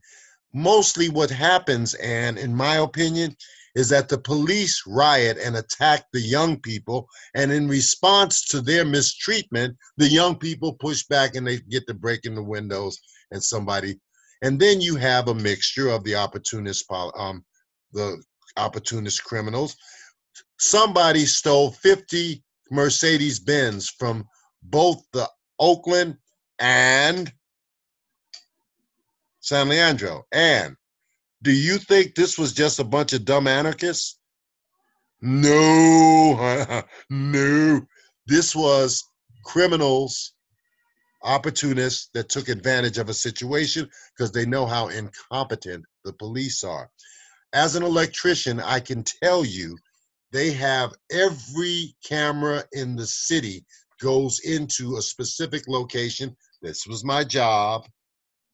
And they can look at the screen and see the whole city. There was no excuse for them allowing this to happen, except they were obsessed with their precious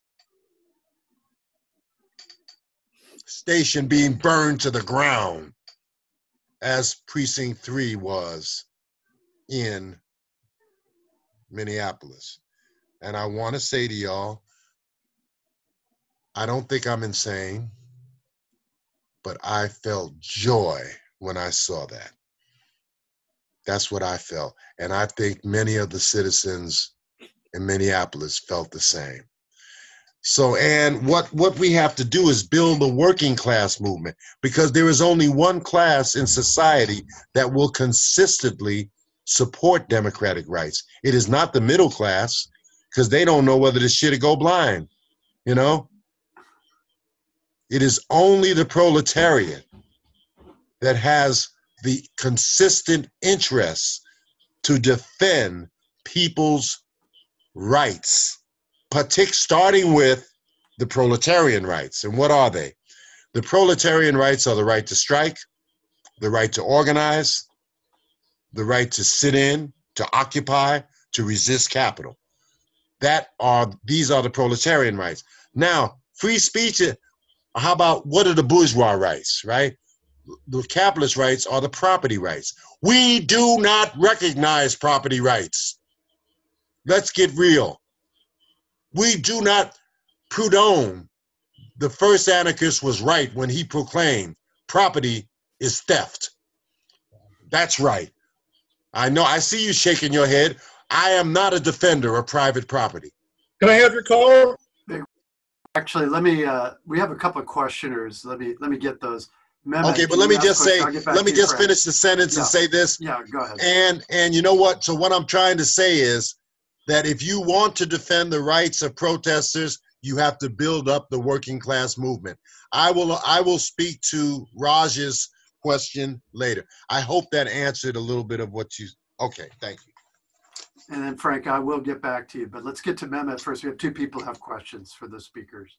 First of all, thank you very much for both of the speakers. It's been very informative, and especially your discussions from different points of view is very informative. And I'm going to go on that point. It looks like there is a debate between reform and revolution between the two of you. So why would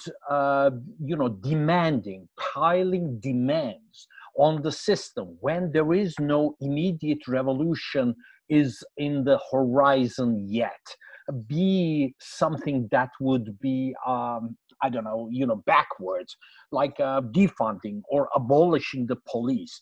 We know that the capitalist system cannot exist without the force, without the brutal, violent force of the police. We know that.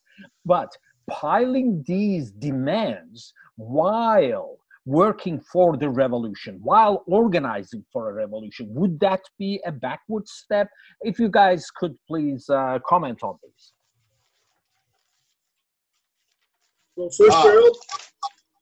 Go ahead, Frank. Why don't you go ahead, and then Richard, you're up for Q next. But go ahead, Frank. Okay, one of the things we learned from the Russian Revolution is you have to unite the many to defeat the few. The Bolsheviks, representing the workers, not only put forward demands for themselves, they put forward demands for the sailors, for the soldiers, and the peasants. It came down to land, bread, and peace. Bread for the workers, peace for the soldiers, land for the peasants. They understood you need to unite the many to defeat the few.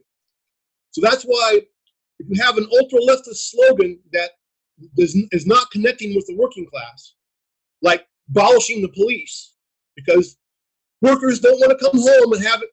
Ahmed, you don't want to come home from work and find everything in your house gone or your house burned to the ground and nobody to call to do anything about it. And workers that live in working class neighborhoods are sometimes plagued by crime because there's so antisocial elements in society. No matter how much we wish they were, there are. And most workers feel they need some kind of police protection to protect themselves from that. So if you talk about doing away with the police entirely, you will lose the support of the working class. You will never get to a revolution. So that's why the nature of your demands is important, that you don't ultra-left yourself out of the game, okay? It would be like counterposing everybody should get sick to Medicare for all, okay? Because it gets too far out of the limb. It's too far out there for the average. Right now, we have the average worker is with us on a lot of this stuff. We can make progress. We can push forward our agenda. It's a sort of revolution, but what happens is when you push forward your agenda and you win things, it emboldens your class and your fighters to do more. They feel like they're getting payback. They're getting something accomplished. So it gives them courage, stamina, and more energy. And so that's what you need if you're going to make a revolution. You don't need. So that's why an ultra-left demand, to me, is not appropriate because it sets the struggle back, because it turns people to the other side. You'll be driving people into the hands of Trump. Done. Okay, why don't we let Richard's been pretty patient through about 2 or 3 cycles here. Richard, why don't you go ahead and then, Gerald, I'd like you. But do you think Gerald? Alan, do you think Gerald may All right, have a Gerald, say go on this? ahead. Because two different points between the speakers. Yeah, okay, that's fine. Thanks, Mehmet. Gerald, go ahead. Okay, I just also wanted to say for Annie, I'm going to try to speak very, very quickly because we're running out of time. Not because of any disrespect to anyone or any question. Annie, just understand, Runninghorse is right about we want to teach the movement to be social and to be considerate of the needs of the working people. So for instance, after Trump won the election, 2016, there was a big march in downtown Oakland, and the kids went and got on the freeway, and one of the children was killed. She walked out, it was nighttime. She walked out on the freeway, didn't think about what she was doing, didn't have a white flag or anything to show people, here I come, and they hit her. The guy didn't hit and run, he stayed right there. It was a terrible tragedy. I think she lost her life unnecessarily. These children and these anarchists, the first thing they want to do is just get on the freeway to snatch attention. We don't need to get on the freeway to educate our class. We disagree with that tactic, Frank and I, and the Oscar Grant Committee. We do not advocate that people do that. Now, I want to say, Raj, are Communist parties capable of leading a revolution? Under certain circumstances, and circumstances are changing, organizations move to the left. And you might, I don't know what your analysis of the Communist Party is today. I don't have a clear analysis because I have to always say to my friend Gary, come out, wherever you are. I never see the Communist Party, to be honest with you. And I'm not being disrespectful. I'm being honest. A Communist Party needs to have its banner present in the fight where this stuff is going on. And when I can't see them, they can't lead. Can they possibly stage a comeback and lead the proletariat to victory? I can't answer that because that's something for the future. And as for the future, I would love for it to happen, but given the record, it doesn't look good. I'm talking about the Anti-Monopoly Coalition of Gus Hall. I'm talking about Euro-communism. I'm talking where they abandoned the dictatorship of the proletariat. This is the Communist Party abandoning the dictatorship of the proletariat. My mentor says that is the beginning of human history.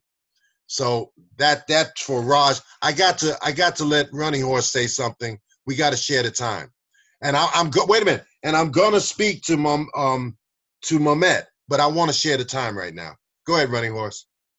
Well, I'm not a big scholar of the Communist Party. I know a little bit about it, but I think all of you all probably more than me. It just seems to me that the Communist Party, at least of America, I never even see it. I don't even know it's out there. Most people don't. So, and also, I'm not a Stalinist. Okay, I'm not an anarchist either. I'm somewhere in between. I consider myself a revolutionary socialist. So I believe that democracy, workers' democracy, is key to any transformation to a just society. So I'm somewhat skeptical of the role of the Communist Party about the question of workers' democracy. I hope that doesn't offend anybody. Let me go ahead and have Richard Lipperman. Why don't you jump in? You've been waiting patiently. Thank you. Then after that, Gene. Okay, thanks. Richard. Thank you. I see a kind of tension happening between a class-conscious approach and a race-conscious approach. And in building a total movement, you need that class consciousness, but you can't ignore race specificity. So like Frank, when you said earlier, it's really all lives matter when it comes down to it. I think that's a bad place to start with because the racists out there automatically begin with that as a way to minimize racism in this country. I mean, an ultimate, so really what to me Black Lives Matter means is Black Lives Matter as well. But remember, the opposite is true. If Black lives don't matter, then no lives matter. And I think we can't ignore, in trying to build unity, the specifics of racism. I mean, this country was really built on slavery and genocide, as I think everybody here knows.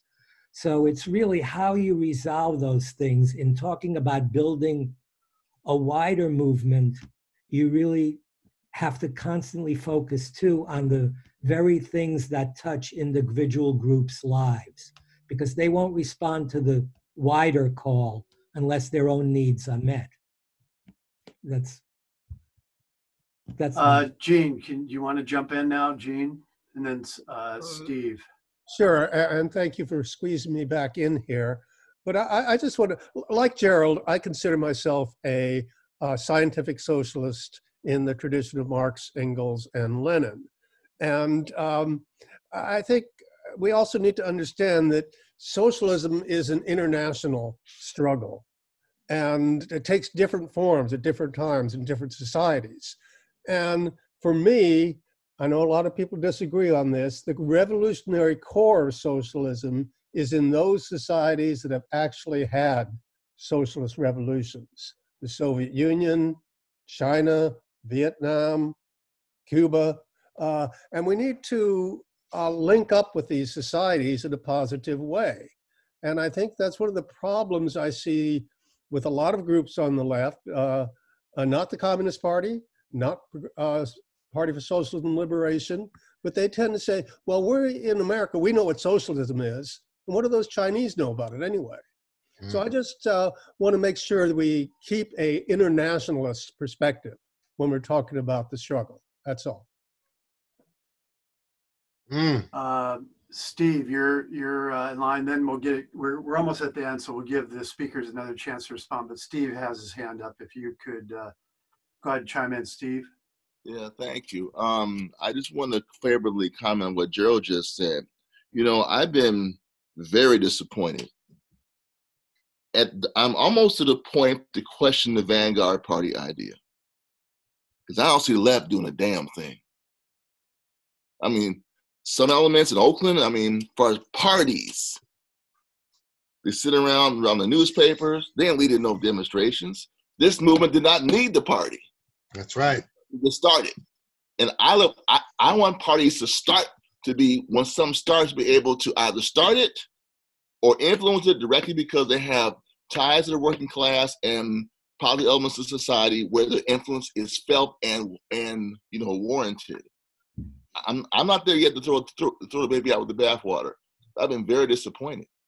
I've been very pleased by the masses, but the parties, to me, I mean, some should just shut down because they're just sitting around talking, which is not what we need.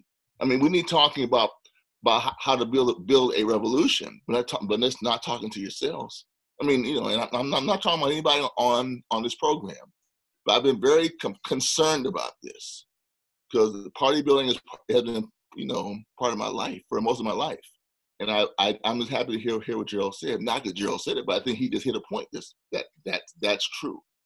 That's all. Thank you for allowing me to say that. Thank you. Can I make a quick comment? We're almost at the end. Let Raj speak. Let Raj make a quick point. All right, go ahead, Raj. Okay, thanks, Gerald. And Frank, I feel that the slogan "Black Lives Matter" is very important because, like the Bolsheviks, they didn't simply say, "Okay, it's a working class struggle, therefore this minority, the national question is." I think the black question here is the same important as the national question was in the Soviet Union. So I think the slogan "Black Lives Matter," which crystallized the racist character of capitalism in a way that all lives matter doesn't do it.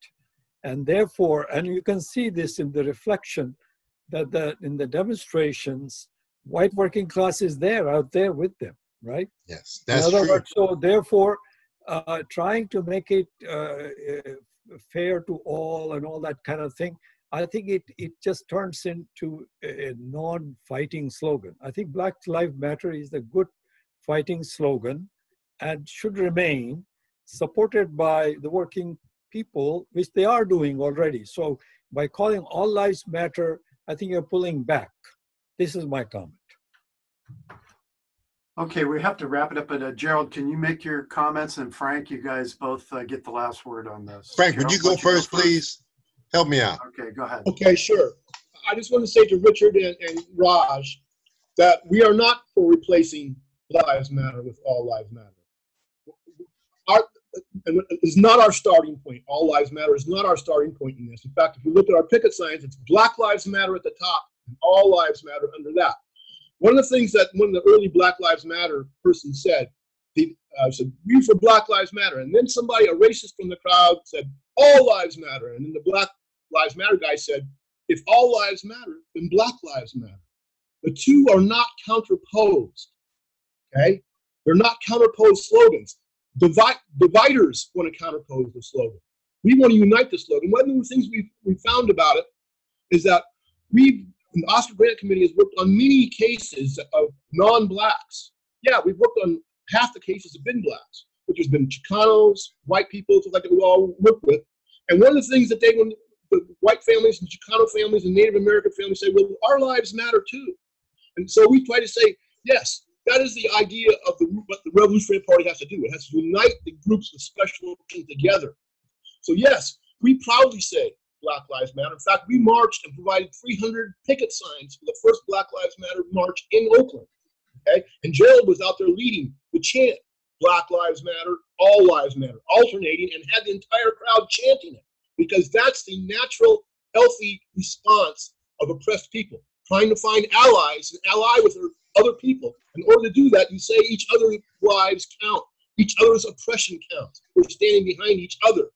So this is a way to be more radical, not less radical, more radical by adding more allies and uniting the people around their common oppression.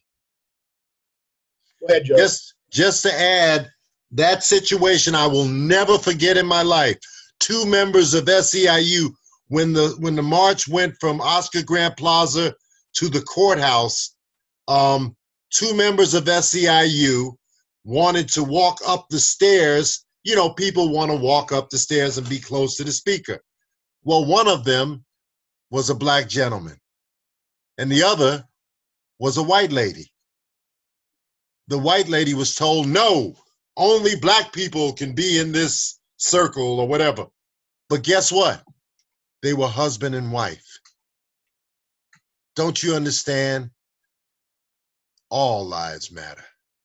Now, I understand how the Black Lives Matter people got into the argument with the degenerate politician, and he negated their slogan and all of that. But I'm talking amongst the masses of people who don't know anything about that. Me and Runninghorse are one on this matter. I want you to know the Oscar Grant Committee is one of the few. You go out and look and find other people who defended and work with white families who were murdered, who their loved ones was murdered. No, you don't see a lot of that, but we did that. You don't even know about it, listen to KPFA. That's right. Well, take it easy, man. I'm not bitter. You're a little bitter, Frank. You got to lighten up on that. No, I mean, if we shouldn't be bitter, but the point is we try to be consistent with the need for the integrated class struggle, and it has to be labor-based. And that's why we have been as successful as we have. Because at the end of the day, people know which class we rest upon. So just know this, there's been a break in continuity, comrades, and we're in trouble. In 1991, the Soviet Union collapsed. And that was a world historic defeat for the entire proletariat. I don't give a goddamn what your theory is, or you want to be the state capitalist, you want to be the bureaucratic collectivist, you want to be the Stalinist, you want to be the Trotskyist. I don't care nothing about that nonsense. That collapse of a workers' fortress affected us all. And you know, and as a result, what you saw was the collapse of communist parties all over the world. For instance, there no longer is really a Haitian Communist Party. Did y'all know that? How about the Sudanese Communist Party? The Sudanese Communist Party was the largest communist party in Africa, 300,000 members. They disappeared overnight, and then you had a civil war, a tribal civil war in the country, killing all kind of innocents. No, this was a tragedy for the entire working class.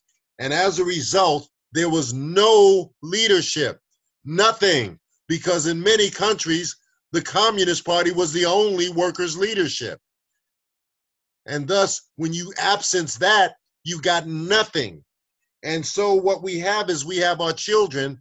Recently, the Labor Action Committee to Free Mumia Abdul Jamal. And then, by the way, you can contact me anytime. We're going to be going back to San Quentin on the 2nd, the 20th of this month. We're going to go back to San Quentin. We're going to meet in the ferry yard. Please get to me and I'll send you the facts so you can join us. But understand, we recruited a crop of these young prison abolitionists. And this is where I disagree with my brother, Frank Runninghorse. When these young people say they want to abolish the police, when they say they want to abolish the prisons, I say, yes, so do I. I don't argue and say, no, no, no. I say, yes. And in order to accomplish this, we must smash the capitalist state and in its place, build a workers' republic. That's my answer. That's the way I try to deal with it. We can't just say no, no, no to millions of young people who want to do, who in their little hearts and souls want to do the right thing. I want to embrace them, pull them closer to socialism, not give them a stiff arm or smack them because they don't understand theory. I want to put my arm around their shoulder and say, young person, come with us. We will abolish these prisons. And that, I guess, is the core of the difference. Richard, there's no tension between Frank and I. We just live different lives. We're subject to different pressures, different influences, but really, I think it's healthy to debate inside a common movement. I think people that pretend that you can't discuss political differences are lying to themselves or part of an ineffective movement. And lastly, Mama, when you say, you know, we're talking about the reform or revolution, yes, we are. Yes, we are. And here's where I agree with Frank. We do want to beat down Babylon brick by brick. And every brick we take down is a small victory. And I am for small victories. Don't get me wrong. But don't lie to yourself and make you think that a small victory is a fundamental restructuring of the system. It is not. We cannot restructure capitalism as a system. It must go root and branch.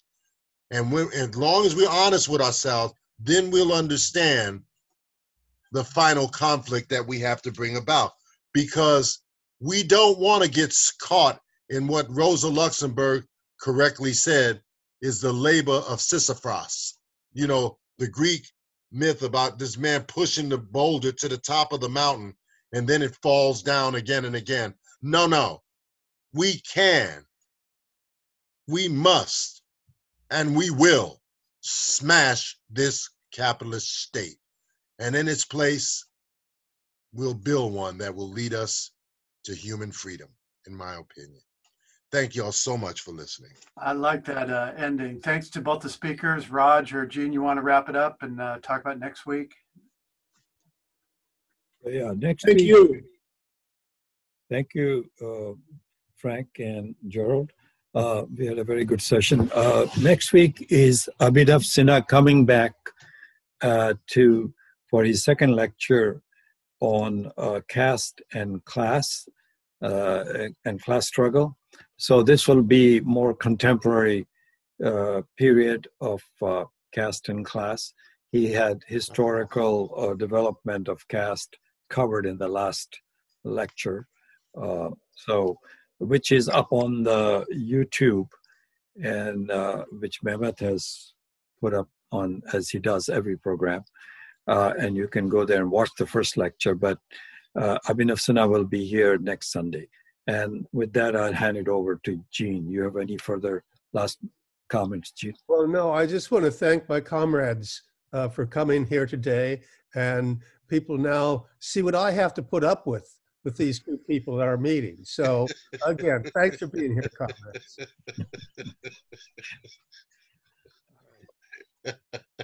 Okay, that's with that last comment. Thank you, Alan, and thank you, Mehmet. Also, thank you to both of you. Thank you, everybody. Thank you to the speakers. Thank you. Very lively presentation. So see you next week then. Thanks, everybody. See you next Thanks, week. Mehmet. Okay, thank Bye-bye. you. Be Bye. safe. Okay, bye-bye. Steve is gone, man. I wanted to talk to Steve before. I can't never talk to him. Okay, bye-bye, guys.